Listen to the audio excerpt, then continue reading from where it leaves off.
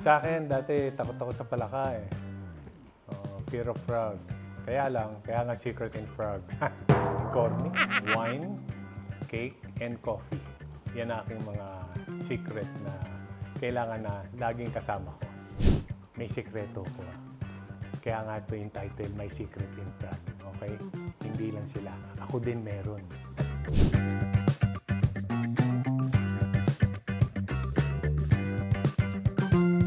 Sa akin, dati takot ako sa palaka eh. Fear of frog. Kaya nga secret in frog. Corny. Ang sa akin is siguro ngayon yung fear ng lahat because of the pandemic, yung sickness. Dahil di mo alam kung anong sakit yung tatama sa'yo. Kakatakot.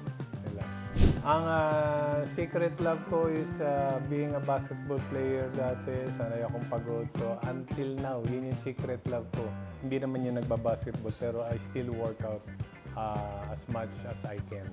Ang sa akin kasi tatlo lang yung hindi ko maalis eh. Nahirapan ako eh.